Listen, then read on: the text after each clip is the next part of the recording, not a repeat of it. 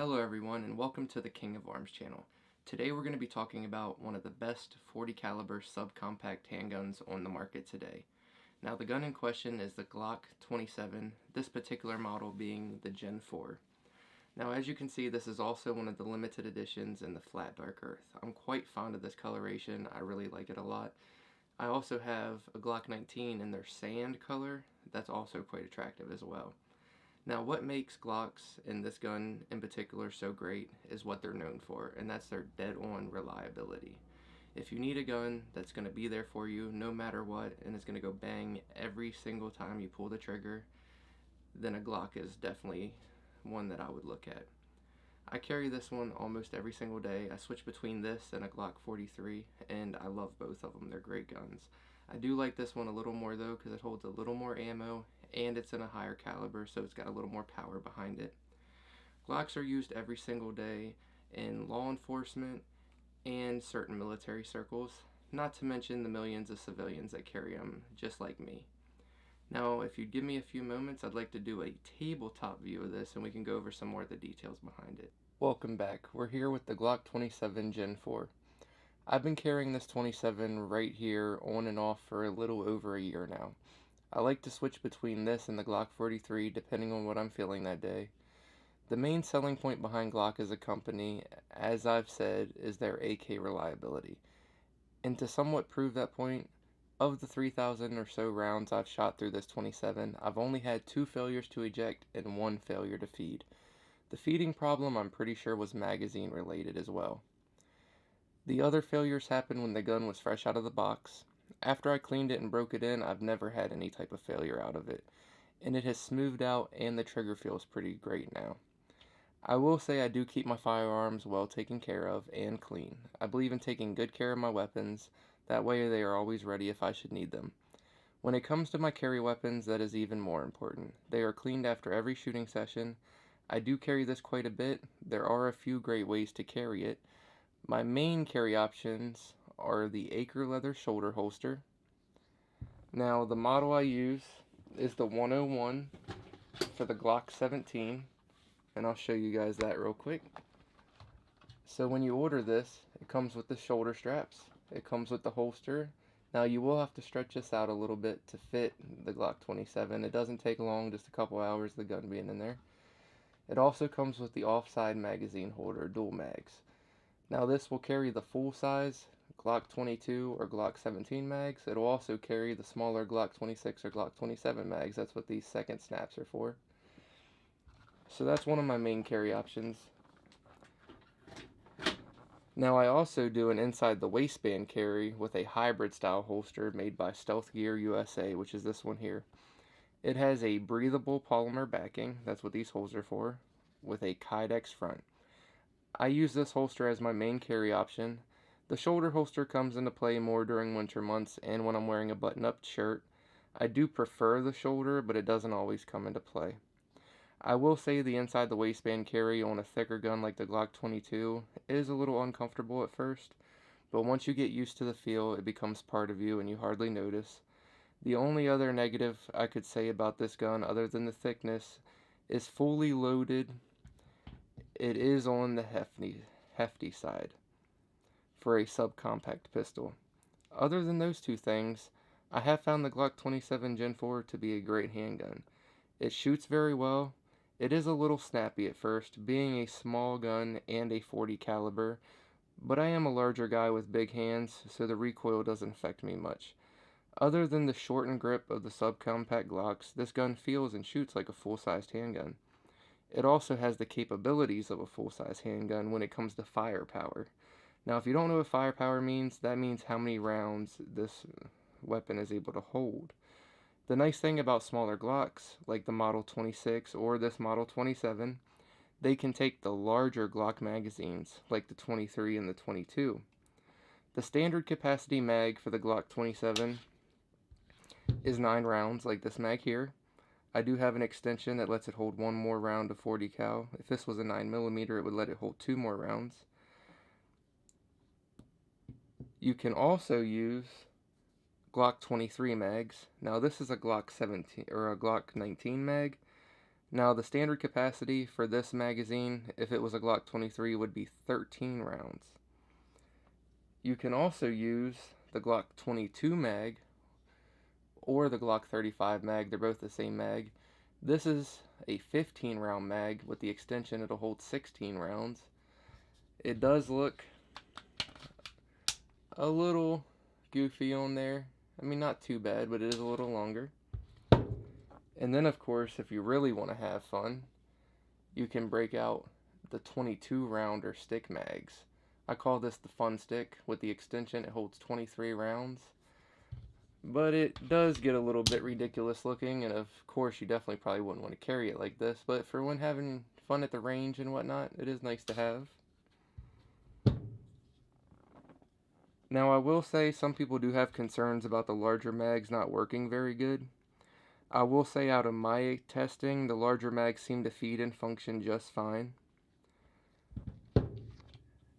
Now, as I said, there is a ton of firepower options with that, and I just showed you. So you can have plenty of rounds downrange if need be. Now I'd like to talk about the field strip a little bit. So we're going to break it down and put it back together. All you have to do is make sure the trigger is fully pulled back. Now before we do that, we're going to do a safety check. As you can see, no round in there. Now I know some people are uncomfortable with pulling the trigger, but as long as you're careful and always check your chamber, I have never found it to be an issue. Just be smart about it. So once you pull the trigger back, you have to pull back on the slide a little bit, and then there's these two little levers, one on each side right here. You're going to pull those down, let the slide forward off of the receiver end, and then you have your slide in your hand. Then all you're going to have to do is remove the recoil spring, and then the barrel should slip up, forward, and out, and you're field stripped. So that's your barrel there. Right here is one of the safeties. I'm going to mention this later on, but this is your striker safety plunger right here. And this is your striker. Now to put it back together, you're just going to reverse your steps. So you're going to put the barrel back in. Put your recoil spring back in. There we go. Then you're going to take your receiver and your slide, line them up, put them back together. Bam. Now I'd like to talk about some of the other specs for the viewers that want more details. So for all the left-handed shooters out there, the magazine release is reversible. It is also the enlarged version because it's the Gen 4 series, so this is an enlarged magazine release, and it can be switched over to the left-hand side. Now the downside is the slide release here isn't reversible. As you can see, there's no spot for it. It has a standard Glock safe action trigger. For those of you that don't know, inside the trigger here, there's a little lever in the middle of the trigger shoe, and if the lever isn't pressed, the gun won't fire. Now I'm going to demonstrate this. So I'm grabbing the sides of the trigger and pulling them back. As you can see, it's not firing. Now if I press the shoe in the middle, the trigger will pull. Now this is a great feature and one of the main reasons why this gun doesn't need an external safety. Now speaking of the trigger, on a stock Glock, the trigger pulls at about 5.5 pounds. Now this one, I've worked on a little bit. It does pull at about 3 pounds 11 ounces. Now we're going to go ahead and do this together just so you can see. So you have a little bit of take up. Right here's your take up. Then you hit a wall. So here's your wall. You get a little bit of creep and then snap. Bam. So it is overall a nice trigger now that I've done a little bit of work on it. Even with the 5.5 pound trigger, it's not bad, but I do like it lighter. It is a night and day difference, but I'd still like it to be a little lower. Now, as I've said before, the 27 is a little hefty for a compact pistol. I have some other smaller size pistols here to give you guys a size comparison, and I also have a larger handgun to show you. So this is the 27 I've been showing you. Now, a newer gun out is the Glock 43, which is their even more compact design. So it's very similar in size, but it's a lot thinner. So a little easier to carry. Now the downside is you don't get as much capacity. With the 43 you're only getting 6+1, where this you're getting 9+1. So it is a bit thicker, the Glock 27 is. We're going to move that out the way. We also have a Colt Defender in 9mm. Now this one is hot, but I just want to show you. The Colt Defender and the Glock 27 are very similar. Size-wise, they're almost identical this way. The Defender is just a hair thinner, just a hair. But they do carry very similarly, and the weights are very similar as well. The Defender is a little heavier because it is a 1911 with a metal frame, but they are very similar. And then for a fuller sized option, I have the Glock 35 extended slide. So this is the second largest model of the Glock series here. So it's quite a bit longer than the 27.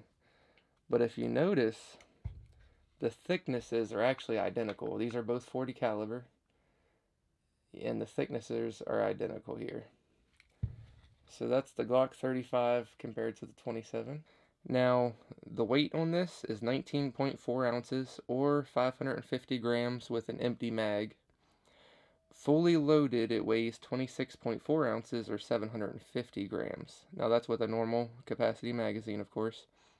The overall length is 6.42 inches or 163 millimeters, so from here to here.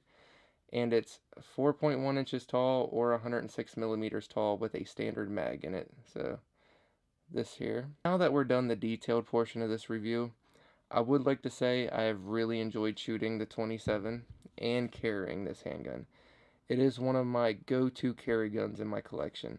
Now the weird thing about it is I have very big hands. I'm 6'6" and I'm not a very small guy at all. As you can see, my hands are bigger than the gun.